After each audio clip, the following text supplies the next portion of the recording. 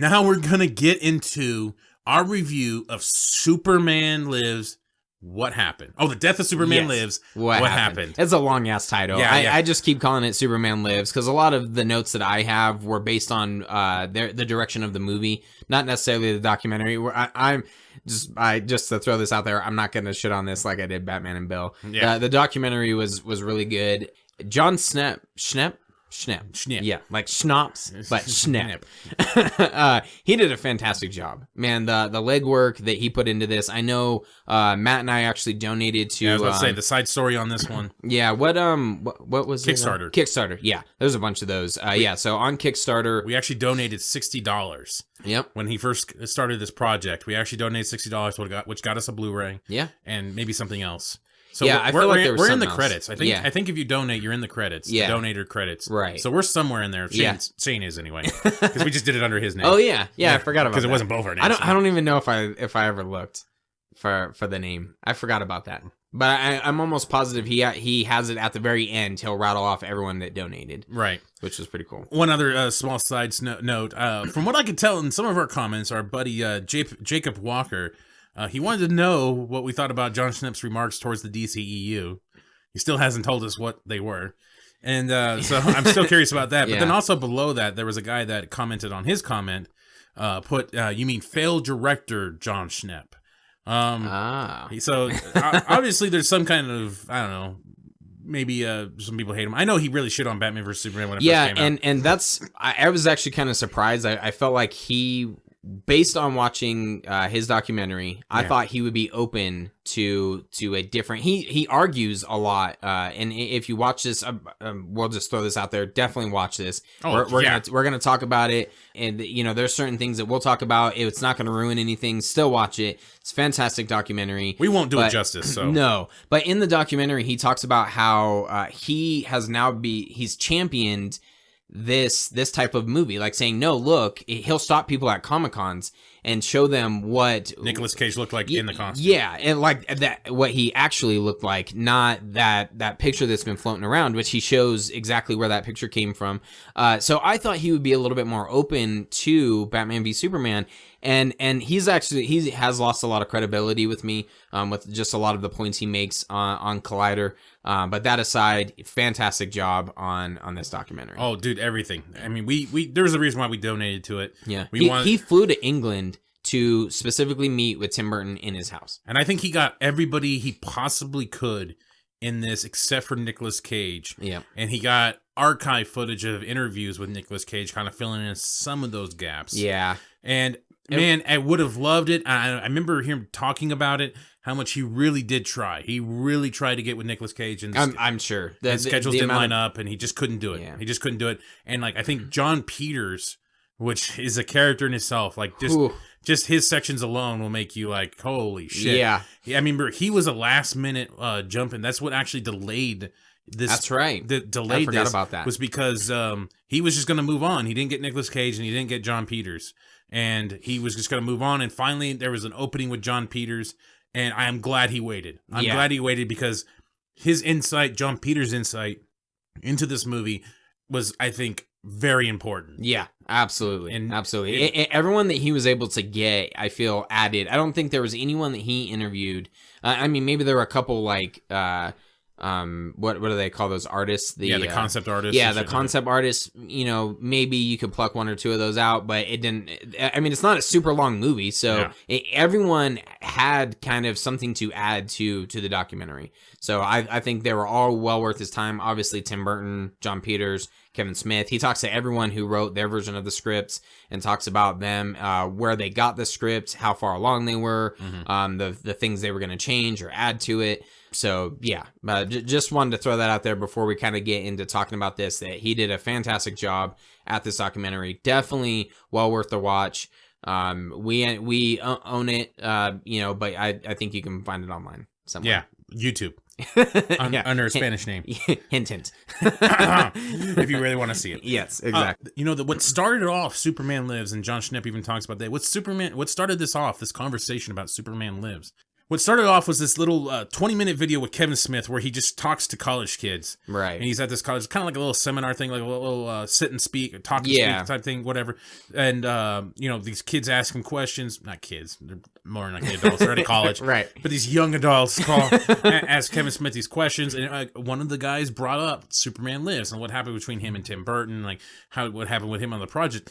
And this like almost 20-minute clip, if you have not seen it, it is fucking hilarious. Yeah. You have to watch that and then watch Superman Lives. But watching that it's fucking phenomenal. And really after that, I think it really, and Jon Scnepps even talks about it, that's what kind of kicked it off for him. Mm-hmm. He'd find concept art, he would save it, because he's like, all of a sudden this concept art would pop up online, and he'd find this, he'd find that, he'd find some test footage and shit like that, and he would save that, and it's just pieces over the years. Yeah. After that whole initial little conversation that Kevin Smith had was released. And it just started this thing, and it kicked off this documentary. It's been time in the making, and it's a fantastic documentary. So let's get into it a little bit here. Talk about our likes. Yeah, so just a little bit of backstory. The Superman Lives was set to be released around 1997, 1998 is when it was in production. It had July or August date of 1998, I think. Yeah, so right around the time, you have, which I'll get into, but you had Batman and Robin that just came out in 1997. So it's right around that time frame. Tim Burton hadn't done a comic book movie since Batman Returns. I guess that had a little bit of it was somewhat of a mixed bag, especially from the studio of the direction he went. It definitely was dark.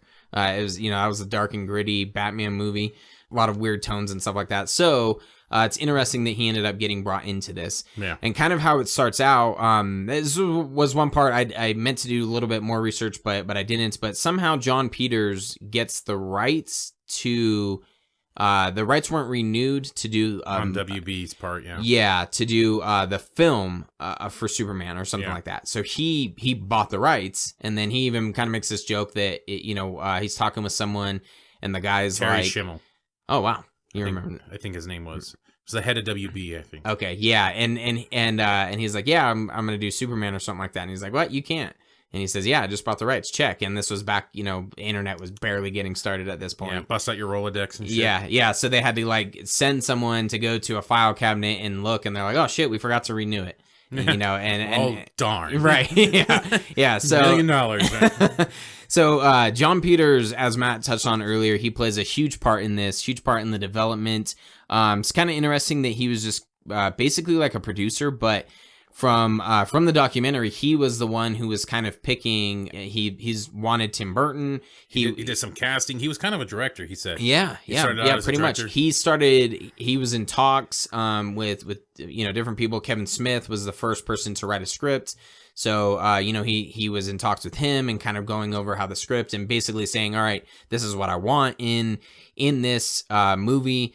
It was kind of funny. So, when he actually talks to Kevin Smith and says, this is what I want in the movie, this is what I don't want in the movie, he had three things, which actually Jon Peters says it wasn't true. He denied, but he said no flying. Two of them he denied. Oh, yeah.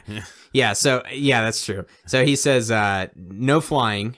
He didn't want any flying in it. And Kevin Smith's like, okay, no flying. It's Superman, but all right. It looks fake. Yeah. That's how he put it. Yeah. So, and then the second one was no suit. He didn't want to see him in the suit. Looks faggy. Faggy? Yeah. He says that? Yeah. That's what Kevin Smith says. In Jon Peters' words, looks too faggy. I don't remember that. And then he makes the joke. He's like, I guess no fags on the streets. You know why you and me are going to do a good job on Superman? And I said, why? He's going, because you and me, we get Superman. You know why? I said, no. He said, because you and me, we're from the streets.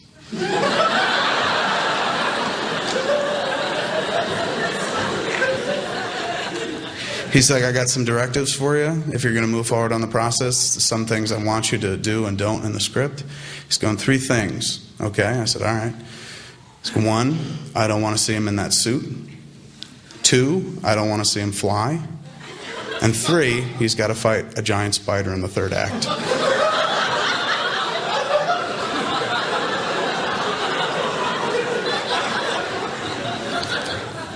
And I'm like, let's go back to 1.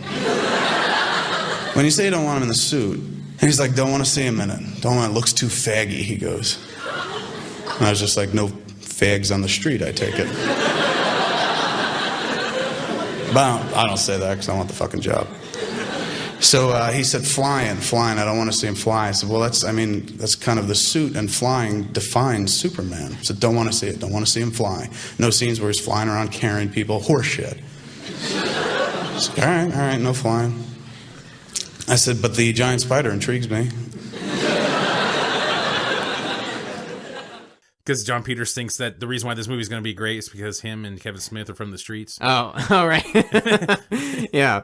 So, and then the third was he has to fight a giant spider, which is a perfect tie-in at the very end of the movie. We'll get into, but yeah. So those were like the three things, and John Peters had this like infatuation. He saw some certain things like King Kong opening the gates and them going, oh shit, it's a giant monkey or whatever. Yeah. Whatever it is, gorilla. In 20 Leagues Under the Sea with a giant squid or octopus. Yeah. So immediately I started thinking like, man, they still kind of incorporated, because he said one of the things that John Peters wanted to see was a bunch of like, kind of the tentacles from 1,000 Leagues Under the Sea. Yeah. Kind of swatting, at Superman and him having to fight him. And get to the beak of the mouth. Yeah. Yeah. So reminds you a lot of Man of Steel. Yeah. They still incorporated that somehow. It's tentacle monster thing, and then he flies up the middle. Yep, he has to fight them all. And I remember our review of it with Nick. We were talking about how that was a little overkill. Yeah, with the amount of action, like that wasn't really necessary. Well,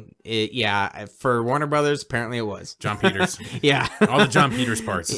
yeah, exactly. So they go far enough along with the giant spider. Tim Burgard, a concept artist, had to design this spider-like thing. Thanagarian snare beast. Yeah, and Kevin Smith was actually the one who named it the Thanagarian snare beast, and the Thanagarian is supposed to be like a reference to Hawkman. Green Arrow. Oh, Hawkman. Yeah, that's right. It's the Hawkman, Hawk World, Hawk Girl homeworld. Yeah. Yeah, so just, kind of cool stuff with that. So ultimately there was 3 different screenwriters over, the course of time, and we'll kind of get into the details. Yeah, Kevin Smith, Wesley Strick, and Dan Gilroy. Yep. Yeah. I actually personally, I read, I believe, what would be the second draft of the Kevin Smith script. I actually sat down, found it, and I read it. And I thought it was great. I think there's something on YouTube, I'm pretty sure, where he reads it. Or he reads a part of it or something like that. I'm almost positive, and that's what I've seen, is him reading. Maybe he reads like the first part of his script or something along those lines. Yeah, I mean, just the beginning of his script alone was it was interesting. And they even talk about this a little bit in the documentary of how he incorporated other villains that you wouldn't see normally in a Superman movie. They had Deadshot, and I remember what it was. Deadshot in the Kevin Smith script was robbing a bank. He had some henchmen, and just Superman just lands down, and it's just like kind of the Christopher Reeves thing. You kind of got to imagine. He's smiling. He's just kind of fucking with him.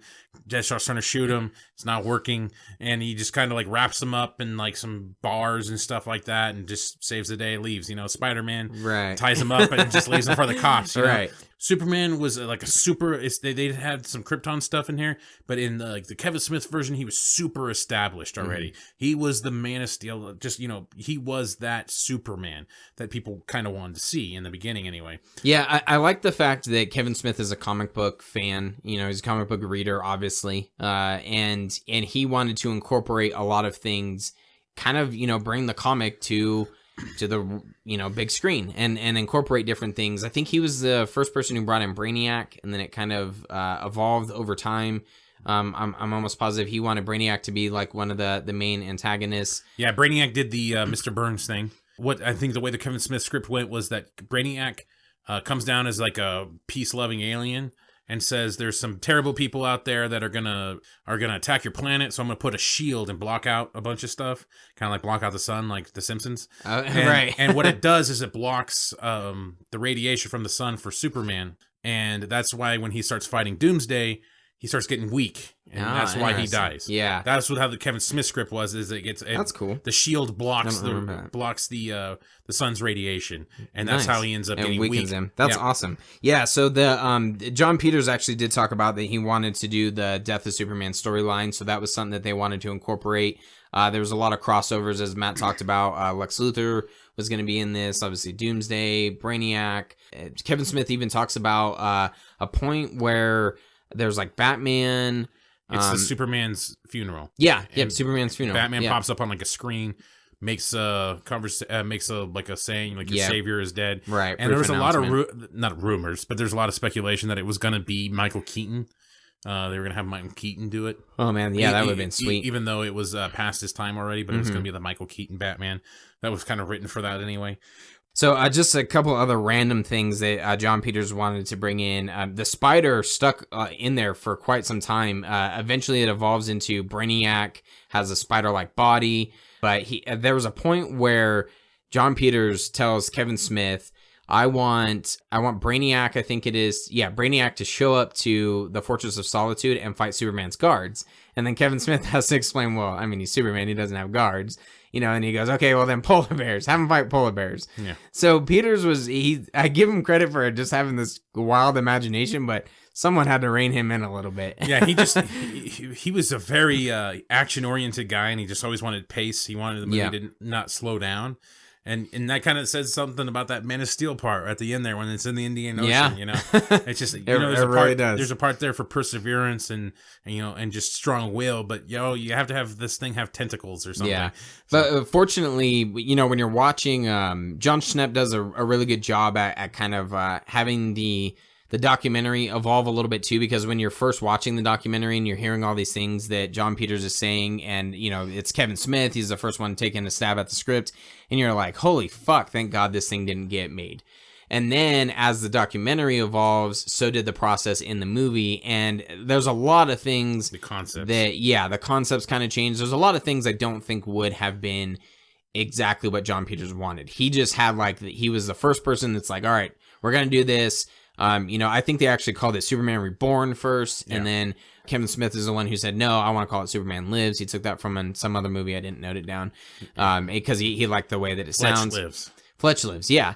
So he liked the way that it sounded, and it basically was kind of the same thing. So, Superman Lives.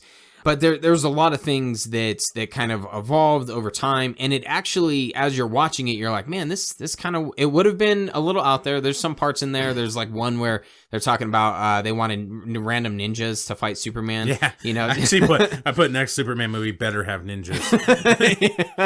Yeah. So at least he was gonna punch something. I think that was across the board. They're like, man, he doesn't really punch a whole lot of stuff. Yeah. In all the Superman iterations, so they wanted him to fight some shit, and so so that's exactly what was going to happen. I liked the fact that once Tim Burton came on, and the way that he talks about this movie, as does Nicolas Cage, they wanted to take this movie and actually have something that Zack Snyder kind of did, and have him grounded, have him struggle. I'm pretty sure it's Tim Burton. It might not have been, but in the documentary, I'll just say it was Tim Burton. He says something along the lines of, if you look at all these other superheroes, Spider-Man or Batman or even like the X-Men, they're all people of this world.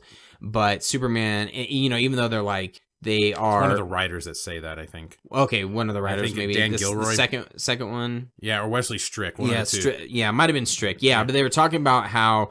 Yeah, actually, I think you're right. It wasn't Burton. Even though there's, Batman may be a little bit different, Spider-Man, X-Men, all these people may be a little bit different. They're still of this world, but Superman is not. And they wanted to kind of touch alienate on that. Him. Yeah. Literally. Right. Yeah. And even Nicolas Cage talks about, the quote that I fucking loved was, he was saying basically that he watched Superman Returns, and this is in the little interview that Scnepps was able to get and plug archival footage. Yeah. And implement it into his documentary, that Nicolas Cage said after he saw Superman Returns, he said, oh, okay, they just want to do nostalgia film, and I wouldn't have been good for that. And I was going to turn Superman upside down. Yeah. And there's a lot of things that they talk about, how he's going to be alienated. There's a part in the script that was talking about how he would have a different area of his apartment, Clark Kent would. And at first, Clark Kent would think that there's something wrong with him. And he's supposed to be like this. Yeah, it's a disease or it's some kind of condition. Yeah, and he's like this genius, which I actually thought made a lot of sense that no one's really touched on, because Superman, I mean, think about, he can read super fast, so he can know, all these. Well, actually, I take that back. There was a comic book I read that did touch on it, that Superman is just so insanely smart because of how well read he is. Mm-hmm. So in this, in a version of the script, they were going to have that. They were going to have this little hidden area in his apartment that he could go into, and he would have all these things up on the wall of like, okay, what is wrong with me, scientifically. And then these articles, these little things and stuff. Yeah, and then I think it's maybe Brainiac that brings the ship or something. No, it's discovered somehow. Luther. Yeah, actually, I think they have it on display. They have it on display. It's a ship. And I was like, and I actually, I put that down. Like, he discovers he's an alien through a Kryptonian spaceship. Kind of similar to Man of Steel, where they discover a spaceship in the ice, and it's a scout ship. Right. And he finds out his origin, or his alien lineage through the ship. Right. And he kind of guesses now that this ship is him. This is what he is. It's very similar. Like, if you really listen to this, this documentary, you could tell that they pulled a lot of stuff from this and made it into Man of Steel. Yeah. And when people say that they don't want this movie made or this would have been stupid, I kind of like, well, it kind of was a little bit. I mean, there was no Nicolas Cage. We have a beefcake for a Superman now. But I kind of think it was made a little. A little bit, yeah. It has that Zack Snyder flair with some of the action and stuff like that. But I mean, some of the concepts. I mean, there was even one where the Robot K, which I've talked about this. Yeah, you have, and I was going to get into that next. The Robot K that actually assists Superman after he dies, which I want to get to speculate into that a little bit here. But it actually, throughout the time, it was just a robot that helped him. And now later on in iterations of it that they were developing in concept art, it starts transforming into Jor-El. Right. And it's kind of becomes... But by the time it gets to Gilroy, he's the one who said, oh, I wanted it to kind of be like Jor-El, basically. And you see some of the concept art, and it looks just like those robots. That had the little whips and spitting stuff like image. That. Yep, just like those that are in Man of Steel. Yeah, the one that kind of hits Lois Lane or whatever, and fucks her up. Yeah, and then Clark kind of comes in and has to like grab it and throw it to the ground and then shoot it or whatever the fuck he did. I don't even remember. Kick it in the nuts. yeah. But I noticed that too, that the concept art is almost just like that thing. One of the cool things that I thought is that once he arrived, they were going to touch on a little bit of how he makes it to Earth, still healthy and everything, and the robot was supposed to kind of like nurture him and until he basically crash lands on Earth. So I thought that was kind of cool. And then they were kind of to have the story come full circle with the K robot, was that it would eventually grab his body, take it back to the Fortress of Solitude, and then it would become the regeneration chamber, and bring him back to life, and then kind of form into his suit. And I speculated this when it came to the Justice League trailer, the one we had at the end, where Alfred's standing there. Something lands or something comes near him. You can see some kind of reflection. I'm not going to say a color because now I've heard people really sort of say it's blue and stuff like that. But I speculated this because if you listen to it, and I'll probably play a little bit of it right here.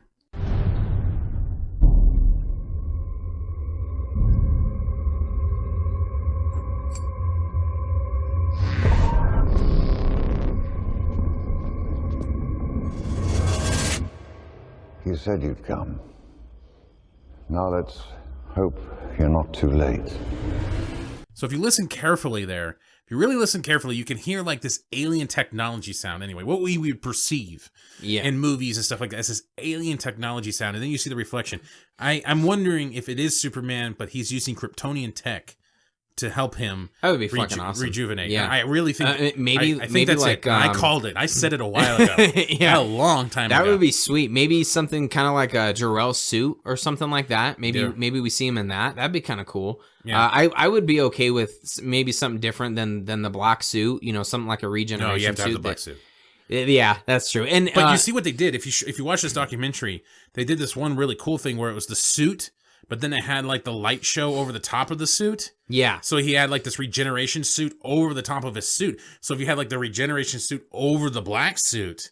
Oh, that would, yeah. And you have like these sweet. It doesn't have to be fucking Technicolor rainbow right. shit like that. Yeah, like it was. But some like reflecting some mechanical parts to it. Then we'll have another article by CBR.com. Things they stole. And it's going to show Iron Man. Yeah, pretty I don't know, much. something.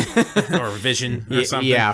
Powerful robot. Probably Vision. Powerful robot helps something. I don't know. One of the things that I thought was kind of cool, along the lines of the suit, Scnepps talks about how a lot of people, or kind of going back to what you're saying, that Scnepps, when he was getting involved into this movie and wanted to know more, is kind of how it happened to me. Obviously, I didn't create a documentary on it, but there was a lot of stuff that got released over the years that was, like the picture. I've seen, the clips of the suit and the lights and stuff like that. And that's a lot of the stuff that people were shitting on because they thought, oh, he's going to fly around in this suit that's all, flashy and stuff like that. But Schnepps talks about like, no, that's a 2-minute period in the movie of him just kind of regenerating. Right. They spent a lot of work on that for 2 minutes. For 2 minutes. But I was like, man, that's kind of a cool idea. And see, what's great about this documentary is it takes you into the pre-production of a movie. Yes. I mean, you don't get that much detail going into no matter what Blu-ray you buy, you don't get that much because you get the concept art.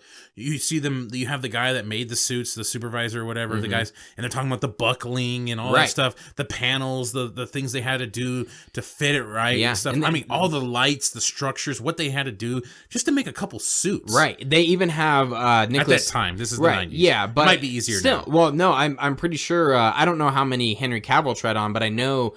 Zack Snyder went through different iterations of the suit and different capes and stuff like that, similar way of like, okay, we want to know how it's going to look without underwear, with underwear, this material, that material, those kind of things. It's to touch on the same thing. Something else I think that they continued with into the Man of Steel, Zack Snyder did was the difference in material. They didn't want a leotard, that was like, all the other Superman movies. They wanted a onesie. Yeah. They talk about, how dumb the underwear looked. They kind of incorporated a little bit. If you look at, he had a cod piece, like a little, like a banana hammock. Yeah, pretty much a red one. Yeah. So, so they still kind of incorporated a little bit, but they were kind of going away from that. They wanted the suit to be a little bit more muscular, kind of form around his muscles a little bit more. Have like this rubbery texture. There's a part in the documentary that shows the different cape textures. I thought that was kind of cool because they were like trying to see how it would fold, how it looks in the light. How it would like drape and stuff. I thought that was a really awesome just part. Fascinating. The video that he got of them with the test flights, with the testing of the graphics or how it would look for the flying. Yeah, I was like, you could see what they were doing in the 90s. I was like, in the late 90s there. I was like, that looks good. Yeah. That looks good. Yeah, That's it test did. Right. Yeah, exactly. I was like, exactly of how he would fly. So obviously going back to what Peters didn't want him flying, it evolves. He was gonna fly, and they were talking about. Because that's right. They were talking about just like Man of Steel, the jumping. Yep. He was gonna start out with jumping. It was gonna be parkour Superman. Yeah. But this is the 90s. There was no fucking parkour. Yeah. That shit's gay later on 2010. Right. Yeah, but he was gonna have a moment where he's like kind of parkouring off of buildings, trying to figure himself out, similar to I meant to note it down, but the old cartoons, the classic Superman cartoons, where he's like springs and does this huge jumping thing. Originally, Superman didn't fly. Yeah, and then he leaped a tall building in a single bound. It's faster than a speeding bullet, more powerful than a locomotive. Yeah, ooh, a locomotive. Ooh, that's pretty fast though. Or wait, no, more powerful. Back to the Future. Yes, just load us up with some magic logs. Yeah, exactly. So, so they were gonna kind of incorporate that, and then Superman was gonna evolve as they did in Man of Steel. Yeah. So again, there's more stuff where I'm like, man, they plucked out some pretty cool parts of this that you probably the best parts. Yeah, I definitely think so. And then adding Zack Snyder's vision with the action and stuff like that. And Henry Cavill's jawline. Yeah. Oh yeah. And his chest. And his buttocks. His six pack. Yep. His abs. He doesn't. Too bad he didn't have a crotch banana hammock. Oh man, that would have been great. Gay. Yeah, so they took a lot from Superman Lives and kind of continued with that. I don't know if they used concept art, or what, but you can obviously tell there's a lot of similarities in it. Who knows what Tim Burton would have done, how he would have done with this. There's a lot of things that are a little out there. And Tim Burton wanted like these different monsters. I think at one point Brainiac has a skull ship that he has all these monsters from different from like different worlds or something like that are all in the skull ship that come down and start attacking people, something along those lines. And so they had a concept artist draw all these different monsters. Well, I think they was just going to fill up this little sanctum thing that he had. I don't think they were ever going to attack anybody. Yeah, I remember them saying that they want to fill up these things with monsters and just draw monsters. There's a clip in the documentary, I'm almost positive, that where the monsters are like jumping out of the ship. And like it's a real quick clip, and they're coming down, and I don't know if I can't remember if they're attacking people or they're gonna fight Superman, but they wanted something where all these different monsters. So they like some guy had a field day with actually it was like two guys that with different monsters and concepts and what they might look like. So some of it was still a little out there. I remember his version. Tim Burton-esque. I remember his version of Doomsday though was pretty stupid. Oh yes, I mean I get people that bitch about Batman v Superman. It version. looks like a turtle. Yeah, like this one was. They were just gonna turtly enough for the Turtle Club. Oh fuck. I didn't like that. turtle. Oh man. So, yeah, this one they were just gonna basically call Doomsday and not gonna look anything like it. There wasn't a single concept art that looked anything like Doomsday. No, it was very surprising. I actually wrote that down. I was like, what's the point of having Doomsday if you don't make him look like at least a little bit like Doomsday? Like, I just didn't understand that. I didn't know if it saved money making him look different, because they even had it. Like, the guy, one of them said that the executive wanted Doomsday, but just draw a big scary monster. Like, I was like, well, they did draw a big scary monster. It's in the Death of Superman.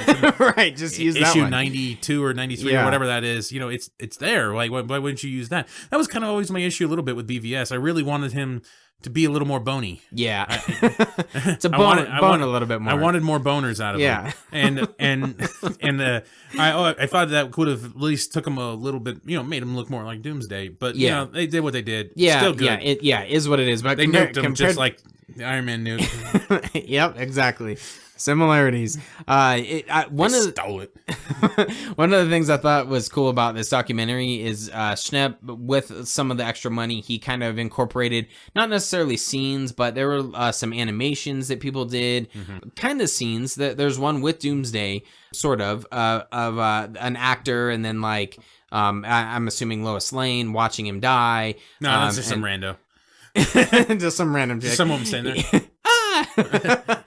Sandra Bullock was gonna possibly be. Yeah, I wanted to get to that. Yeah. So I think she would have done a great job. This is when Chris she was hot too then. Yes. Oh yeah. Absolutely. This was before she was ruined by Jesse James.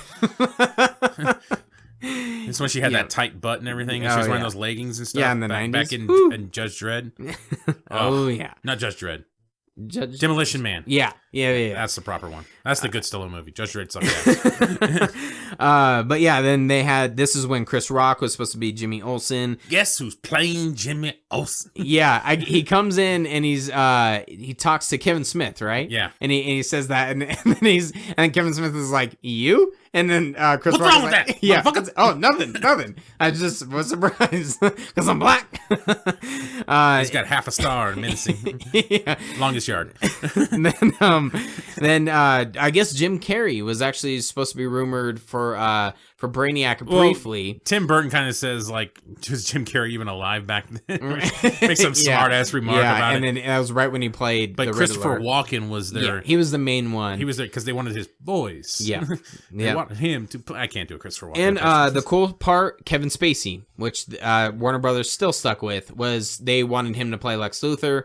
And part of it, this was where Tim Burton got kind of weird too. Apparently Brainiac and Lex Luthor were going to merge. Yeah, and become Lexiac. And what they were going to do is have Kevin Spacey could do a really good Christopher Walken impression. Yeah. And they were going to have him do like a Brainiac Christopher Walken or something. So what's kind of weird is that like Clark.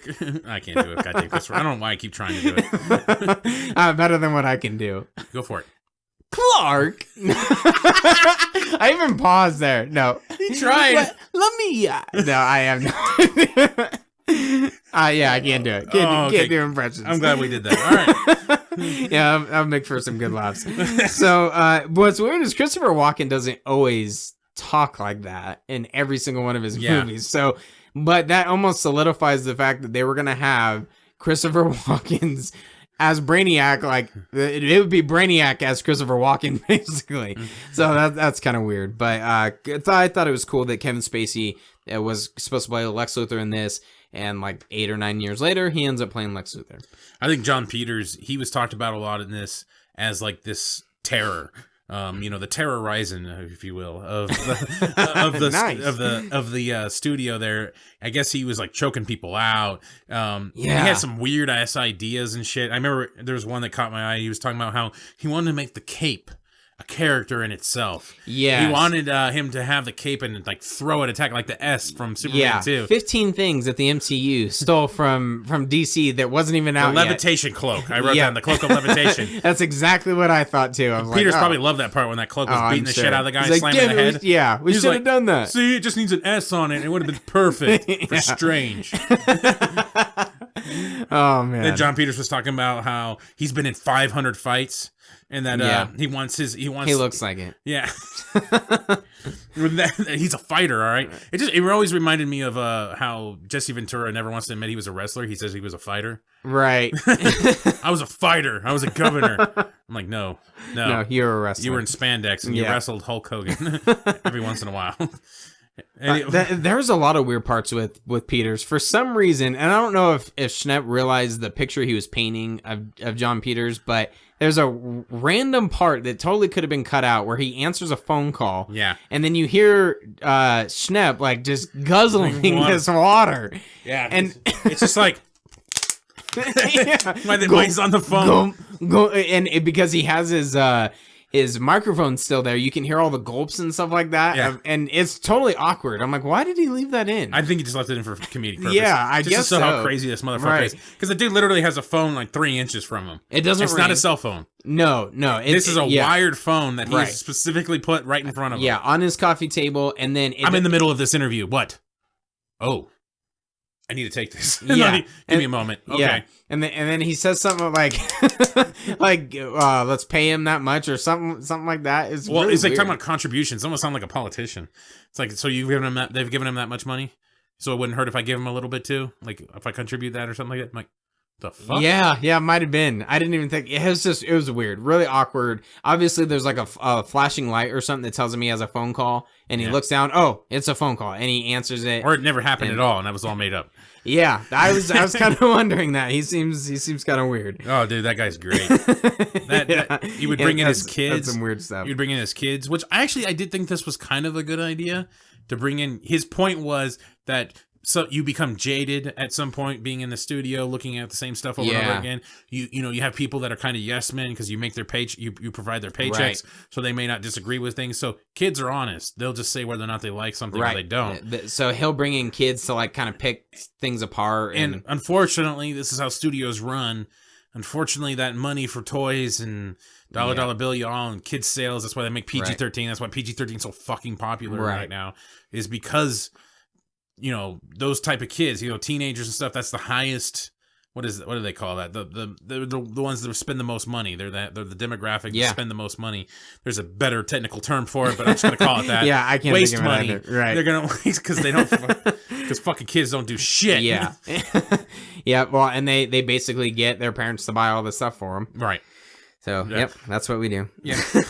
Not me. I kind of for your dogs. Yes, you do. Yeah, I do. I bought him a new pig today. It's like, it makes a cool sound. Nice. See, and then they'll tear it up. You buy them another one. One thing I thought was kind of funny is they were kind of figuring out how Clark Kent was going to be, and Nicolas Cage was kind of figuring out, okay, how would he walk and how would he dress, and they throw him in a Mickey Mouse t-shirt. No one would ever expect this to be Clark Kent. I'm like.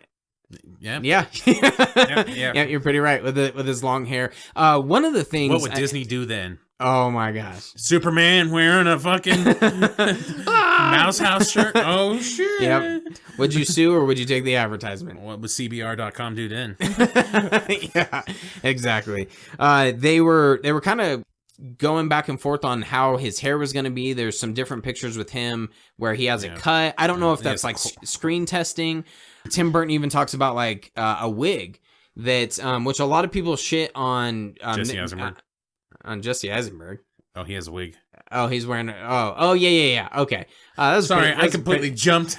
Yeah, no, so what I was thinking was that people were saying that, Nicolas Cage has a 5 head and he had a receding hairline. How could he be Superman? Well, I guess that's how. He was talking about and I don't know if I'm pretty sure the hair that he has in the screen test and stuff is his hair, is his long hair. Con Air. Oh, was it right around that time? Yeah. Okay.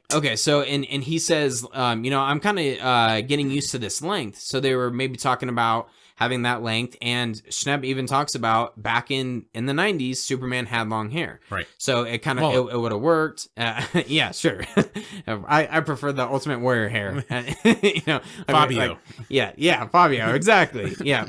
And I love the comic book cover that they show of like Superman has long hair, and it is almost like Fabio, like it's just flowing long black hair. Locks. Yeah.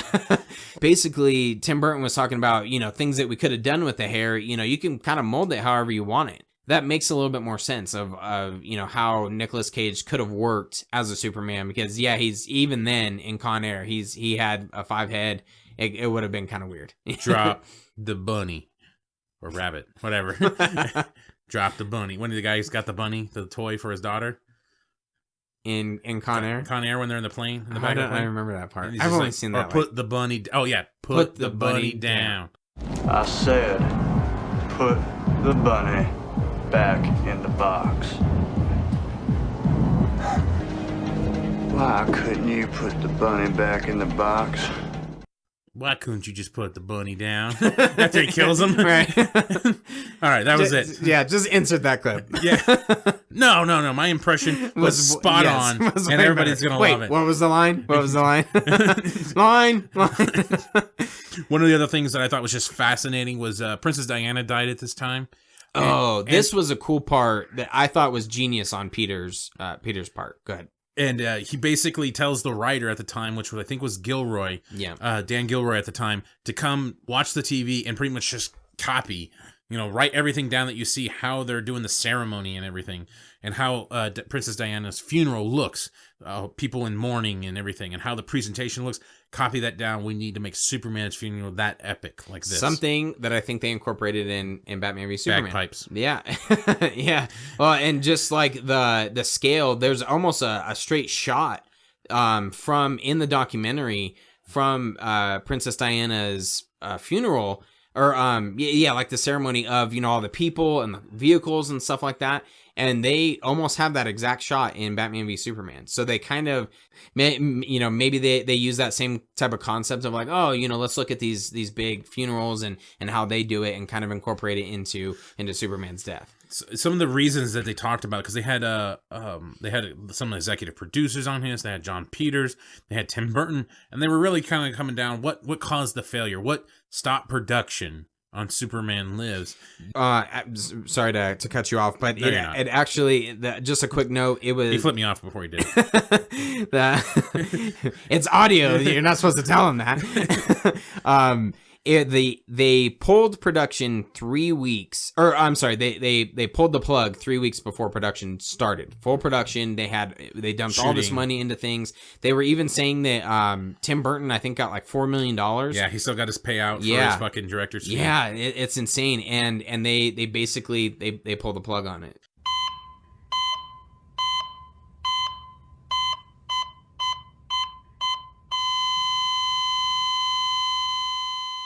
Yeah, one of the things that one of the executive producers of WB at the time, I forgot his name. I keep wanting to say Lorenzo Fertitta, which is the fucking old UFC owner. It was him. Levon Ventura or something shit like that. I don't know. Yeah, I forgot his name, but he was talking about the reasons for the costs were getting escalated. Yeah, $300 million. The budget ended up. I think before they started production. Right. I want to say. Yeah, it started going up, and then Schimmel, or I think his name was the head of Warner Brothers at the time. Finally started reading the script. I guess he didn't read it beforehand, and then didn't like it. Right. So, everything else was ahead. They were doing all of these things: the screen tests, the concept art and stuff like that, and the script wasn't finalized, so it was almost like backwards, kind of. Right. And so they're talking about the cost, and then other WB movies at the time, Warner Brothers movies, were failing at the same time. Terrible box office. It was like one of the worst. It was like a 5-year tenure where they had just domestic movies just bomb, and it was bad. It was really bad. Yeah, they were showing Steel with Shaquille O'Neal, right? Several other movies, but Batman and Robin was the big one was Batman and Robin. How it just fucking collapsed. It collapsed and it failed. And they even talked about that. Wesley Strick talked about how Tim Burton was pissed because Batman and Robin pretty much ruined the Superman Lives movie, and Schumacher ruined it, and it was and Batman was also the series that he started. Right. Yeah. So ruined his series ultimately. Yeah. Ruined his series and ruined his new movie with Superman Lives. And so it was just a constant, it was a little mix up of everything. And then John Peters was asked by Schnepps, like, what do you think the reasons for production being shot down? And he had 3 reasons. He said budget, Nicolas Cage, and Tim Burton.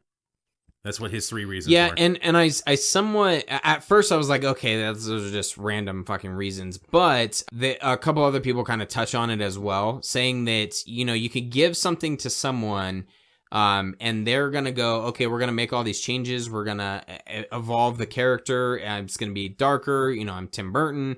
But even though they're giving you all of this leeway, they're still kind of like, is this the right decision the whole time? Instead of going, yeah, go for it. And so basically, yeah, that could be a reason. Nicolas Cage, could people buy him as Superman, and could people buy a Tim Burton Superman movie? And I do kind of, that makes sense that the studio was like, okay, yeah, go ahead. And then, but at the end of the day, once everything's flopping around them, you know, and there's so much pressure for them to make, they had to rein in the budget, and they have to make this great movie. And ultimately it's too high of a risk. That executive producer at the time, he described it pretty well.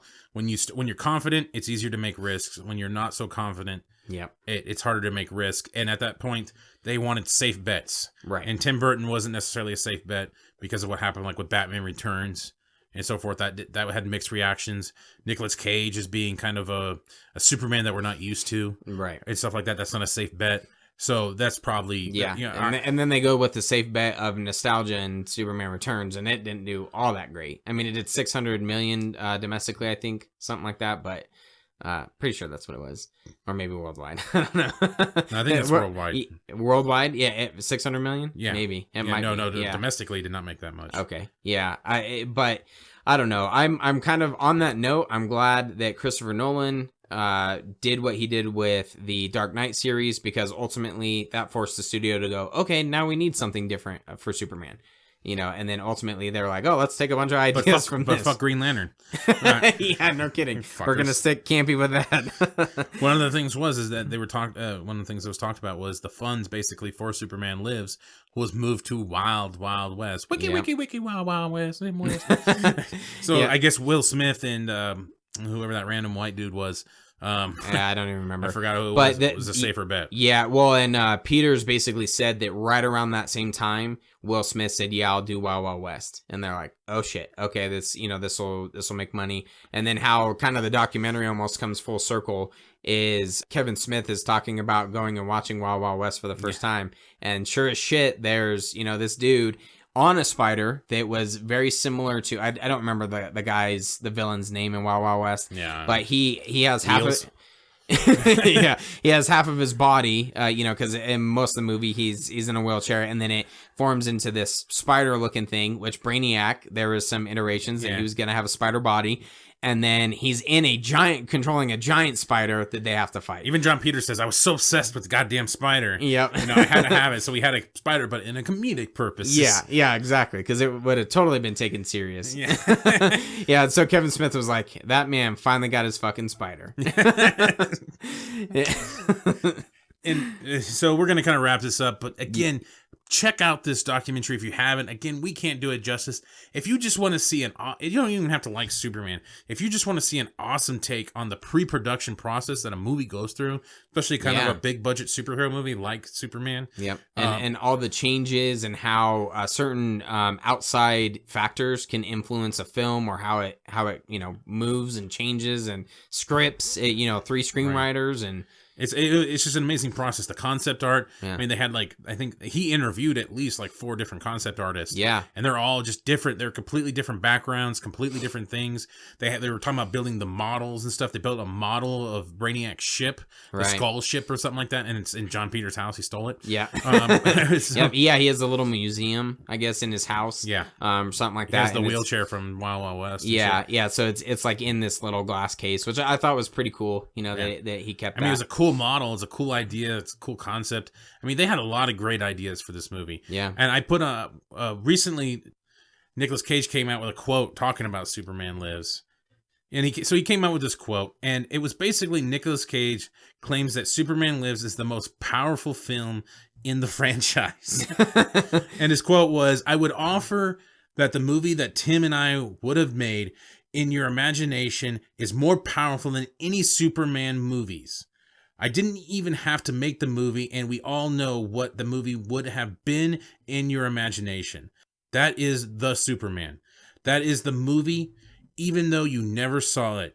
It is the Superman.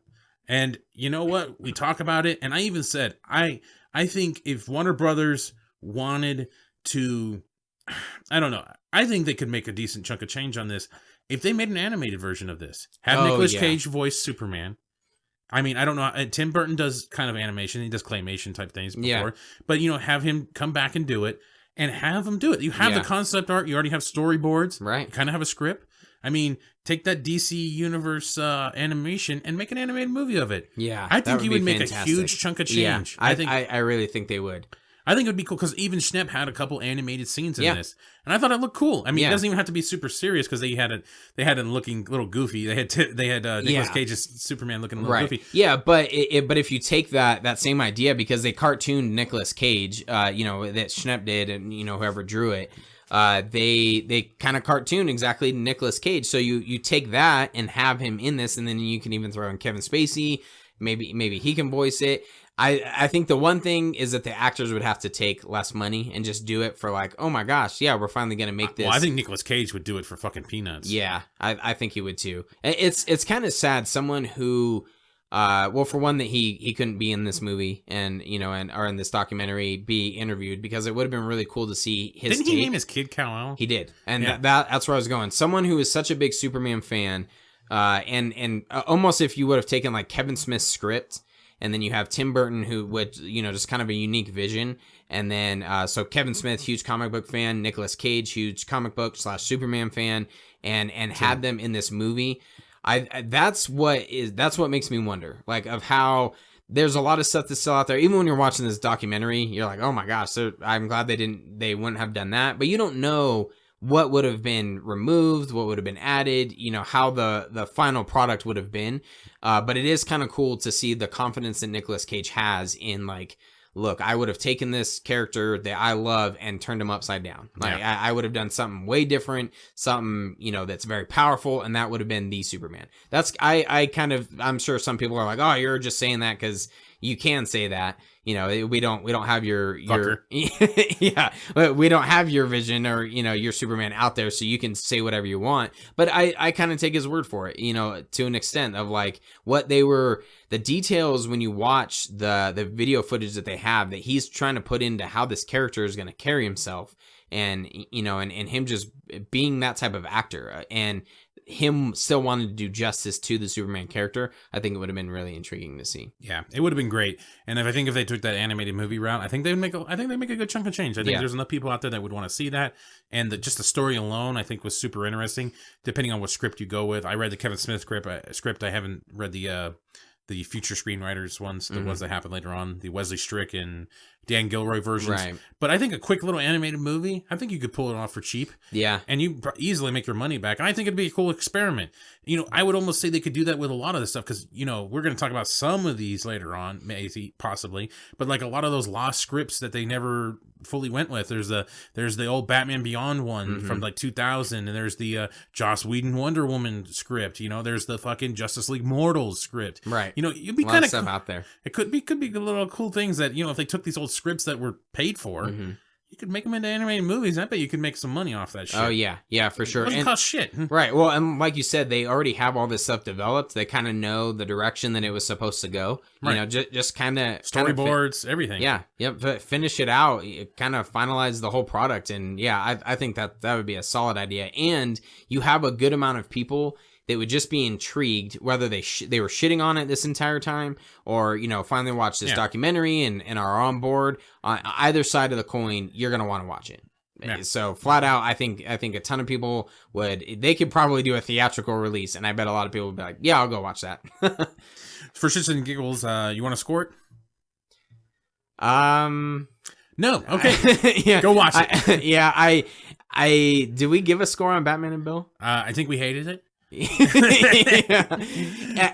to Noblemania, if we're scoring it as a documentary, I don't know, 4.5. Yeah, that's kind of where I was rolling. Yeah, like 4.2, 4.3 out of it for a documentary. As a documentary, really well done. The documentary itself, as I touched on, so much detail. Yeah, and it tells a story, like, which is kind of funny. You could see how it paints this picture, and the documentary evolves just as the movie was evolving. Yeah. So really well structured. The research, the amount of like new footage that are in this. I mean, I don't know if I could say a bad thing documentary-wise about it. It's unfortunate Nicolas Cage couldn't be interviewed. That's kind of it. Yeah, no, really, not really. I couldn't. I think he got everybody he could. I think he added everything he could. Yeah. I think he told a really great story with it. Yeah. It's a fantastic documentary. I love it on every aspect. Yep. Even with Spanish subtitles. No, we own it, remember? Yeah, shit.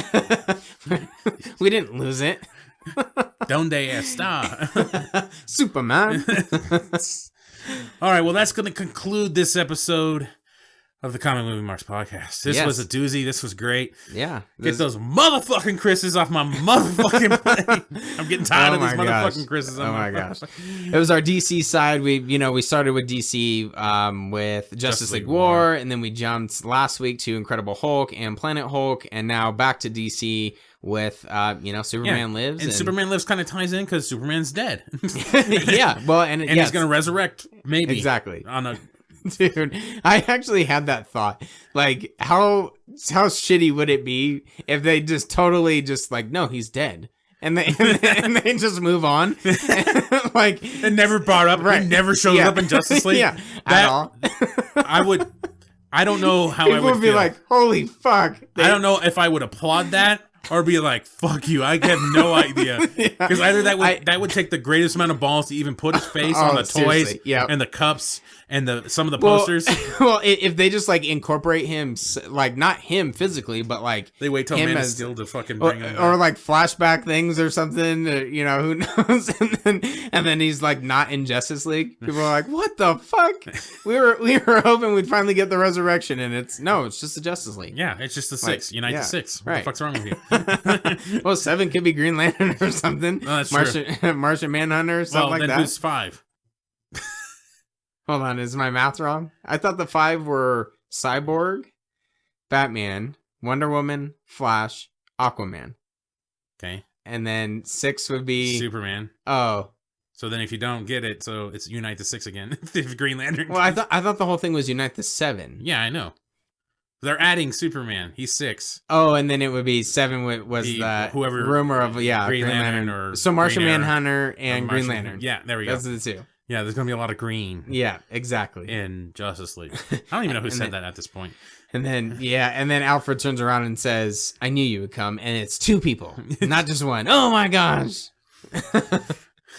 that would be epic. Who's that porn star? The Hedgehog, Ron Jeremy. Yeah, I knew you'd come. The Hedgehog. I think they call him the Hedgehog. Do they really? Yeah. All right, that makes sense. I remember listening on the Joe Rogan podcast. There's a celebrity porn where they're talking about that dude. Like they wanted his when he blows his load, his fucking noise, because he's like, motherfucker. Has like a ringtone and shit.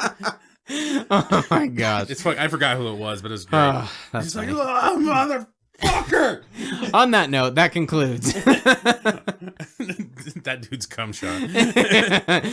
Oh man, make sure you like, share, and subscribe to our YouTube page. We are at 71 subscribers. That's right. Woo! 71. Slowly growing. Yeah. Barely growing. Hey, that's awesome. 1 a week at best, I think. Yeah, something like that. Hey, that's one more than before. Yeah, exactly. We're growing. We're not shrinking. So it's not cold outside yet. We're ready to go. Quite a chill spike all of a sudden. Yeah. Fucking went from like 90 to 60. And it was like, yeah, that's the fall in beep. Arizona? Yeah. No, it's hot and hotter. Vermont. Yeah, there we go. Vermont. I like it. That's where we live.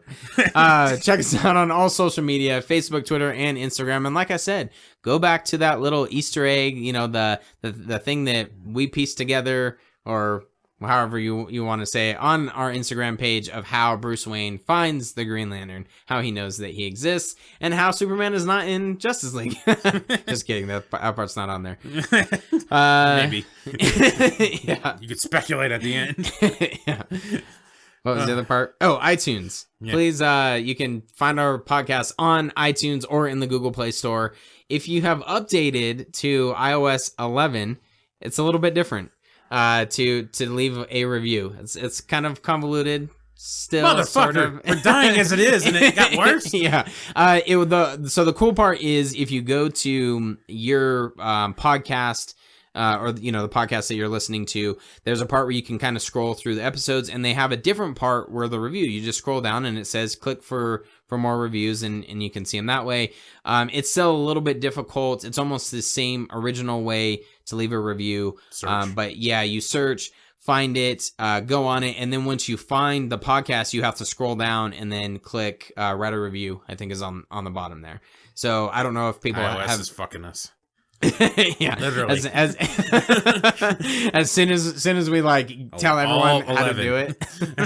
God damn it! What'd you say? All 11. All 11 inches. iOS. Yeah. Ouch! Fuck that! I'd die. Oh my gosh! Just kill me now. So still please leave us a review. I can barely take a rabbit shit without squealing. Seriously, those are the worst. Hot. Oh man, make sure you check. Yeah, leave us that iTunes review. Yeah, please. In case I don't see you. Good afternoon, good evening, and good night.